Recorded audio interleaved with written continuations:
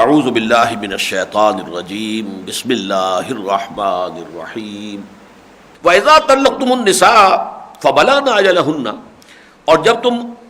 عورتوں کو طلاق دے دو اور اپنی عدت پوری کر لیں، فَلَا تَعْضُلُوهُنَّ يَنكِحْنَ أَزْوَاجَهُنَّ إِذَا تَرَاضَوْا بَيْنَهُم بِالْمَعْرُوفِ،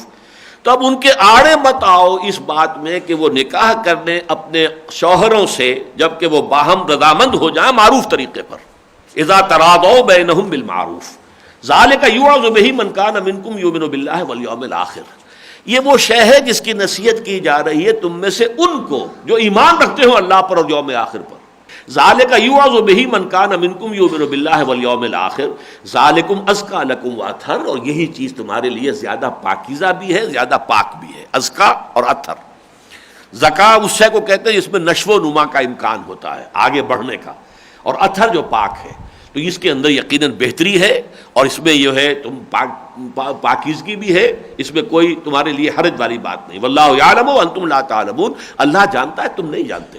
اللہ نے اگر اس کی اجازت دی ہے تو یقیناً اس کے اندر حکمت ہے، تم خواہ اس کے آڑے آ رہے ہو. والوالدات یرضعن اولادہن حولین کاملین لمن اراد ان یتم الرضاعہ، اور ماؤں کے ذمے ہے کہ وہ دودھ پلائیں اولاد کو، اپنے بچوں کو 2 پورے کامل سال، ان کے لیے جو چاہتے ہوں کہ اپنے بچوں کی رضاعت پوری کروائے. یعنی فرض کیجئے ایک شوہر نے اپنی بیوی کو طلاق دے دی، دودھ پیتا بچہ ہے، اب وہ چاہتا ہے کہ یہ میری جو مطلقہ بیوی ہے یہ اس بچے کو دودھ پلاتی رہے تاکہ اس کی نشو و نما نارمل طریقے پر ہو، صحیح ہو جائے، تو اس کے اندر کوئی حرج نہیں ہے. وہ والدہ جو ہے اگر اس بچے کو دودھ پلاتی رہے، لیکن وَعَلَى الْمَوْلُودِ لَهُ رِزْقُهُنَّ وَكِسْوَتُهُنَّ بِالْمَعْرُوفِ، لیکن جس کا وہ بچہ ہے اس کے ذمے ہوگا ان کا رزق اور ان کا پہناوا بھلے طریقے پر. یعنی اس مدت رضاعت کے دوران نان نفقہ، اس میں کھانا پینا رزق آ گیا، اور لباس جو بنیادی ضرورتیں ہیں انسان کی وہ پوری کرنی ہوں گی جبکہ وہ تمہارے بچے کو دودھ پلا رہی ہے. وَعَلَى الْمَوْلُودِ لَهُ رِزْقُهُنَّ وَكِسْوَتُهُنَّ بِالْمَعْرُوفِ لَا تُكَلَّفُ نَفْسٌ إِلَّا وُسْعَهَا، کسی بھی جان پر ذمہ داری نہیں ڈالی جاتی مگر اس کی وسعت کے مطابق. یعنی اگر باپ غریب ہے تو اس کی غربت کے مطابق ہی پھر نان نفقہ ہوگا. یہ نہیں کہ عدالت یہ طے کر دے کہ اتنا نان نفقہ تمہیں دینا ہی ہے، چاہے وہ اس کی پہنچ میں ہو ہی نہ بیچارے کی. اگر کوئی امیر ہے، اچھا ہے، صاحب وسعت ہے، تو اس کو اس کے حساب سے لا تکلف نفس الا وسعها لا تضار والدۃ بولدها ولا مولود له بولدہ، اور نہ ضرر پہنچائی جائے کسی ماں کو اپنے بچے کی وجہ سے اور نہ کسی شخص کو جس کا وہ بچہ ہو اس کے بچے کی وجہ سے. وعلی الوارث مثل ذلک، اگر باپ کا انتقال ہو جائے تو جو اس کا وارث ہے اس کے ذمے بھی یہی بات رہے گی. یعنی یہ کہ یہ وہ حق ہے کہ جو باپ کے فوت ہو جانے کی وجہ سے ساقط نہیں ہو جاتا، بلکہ وہ مطلقہ عورت جو ہے اس کا نان نفقہ اس دودھ پلانے کے عرصے کے دوران اس کے متوفی جو ہے جو فوت ہو گیا ہے اس کے وارثوں کے ذمہ ہوگا. وعلی الوارث مثل ذلک فإن أرادا فصالا عن تراض منهما، پھر اگر وہ دونوں فیصلہ کر لیں دودھ چھڑانے کا باہمی رضامندی سے، وتشاور، باہمی مشاورت سے اور باہمی رضامندی سے، فلا جناح علیہما، تو اس میں بھی کوئی حرج نہیں ہے. فإن أردتم أن تسترضعوا أولادكم،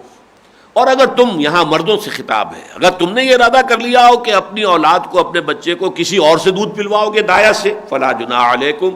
تو اس میں بھی تمہارے اوپر کوئی الزام نہیں، کوئی گناہ نہیں ہے. اذا سلمتم ما آتیتم بالمعروف، جبکہ تم حوالے کر چکے ہو ان کی ماؤں کے جس کا کہ تم نے ان سے وعدہ کیا تھا. یعنی یہ پیسے کا معاملہ نہیں ہونا چاہیے کہ میں نہیں دودھ پلوانا چاہتا تمہارے سے، وہ تو جو نان نفقہ طے ہوا تھا وہ تمہیں دینا چاہیے اور وہ سارا کا سارا اس کے حوالے کر دینا چاہیے. البتہ اس کے بعد اگر تم چاہتے ہو کہ اپنے بچے کی جو ہے وہ رضاعت کسی اور سے کروا لو تو اس کا تمہیں حق حاصل ہے.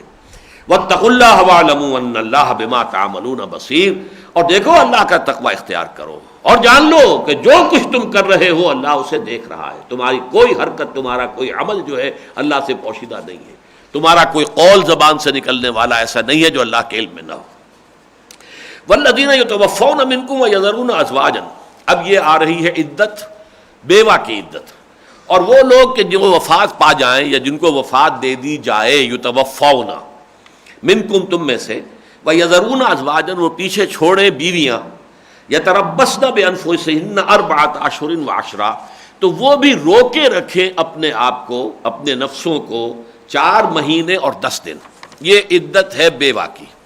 4 ماہ 10 دن تک وہ کوئی شادی نہیں کریں گی، بناؤ سنگھار نہیں کریں گی، کسی بھی طرح سے جو بھی عورتوں کے انداز ہوتے ہیں تو اس کے اندر یہ کہ نہایت سادگی کے ساتھ سفید کپڑے پہن کر، رنگین کپڑے نہیں پہنیں گی، خوشبو نہیں لگائیں گی، اسے آپ سوگ کہہ لیں یا جو بھی کہیں،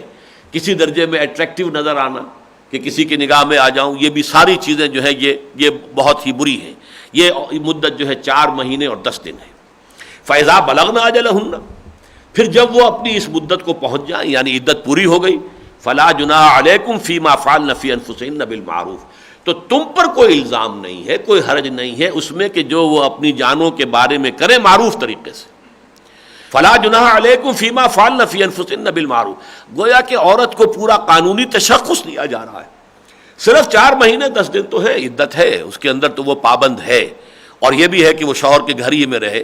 اور یہ کہ آپ کو ضرورت کے تحت نکلے بھی تو رات باہر بسر نہ کرے، وہیں رہے، اسی گھر میں رہے۔ یہ 4 مہینے 10 دن کی مدت کے بعد اب وہ آزاد ہے، شی از اے فری سٹیزن، وہ اس کا ایک شہری ہے، وہ اپنی شادی کر سکتی ہے جہاں چاہے کرے، اس میں کہیں رکاوٹ ڈالنے کی اجازت نہیں۔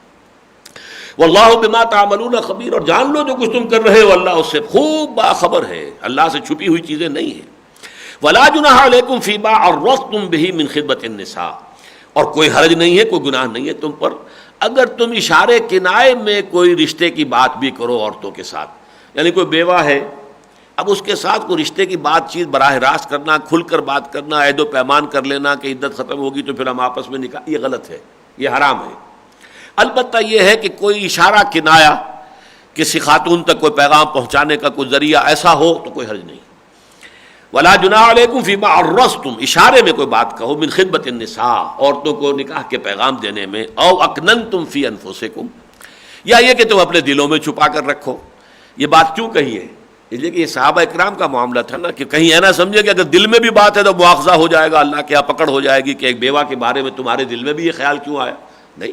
دل میں خیال آئے گا۔ ویسے بھی یہ کہ وسوسوں پر تو گرفت ہی نہیں ہے، وسوسہ جو ہے برے سے برا بھی ہو تو اس پر کوئی گرفت نہیں ہے جب تک کہ زبان سے نہ کہا جائے۔ تو اگر تمہارے دل میں خیال ہے کہ فلاں خاتون جو ہے بیوہ ہو گئی ہے، اب اس کی عدت ختم ہو تو پھر میں اسے نکاح کا پیغام دے دوں گا تو کوئی حرج نہیں۔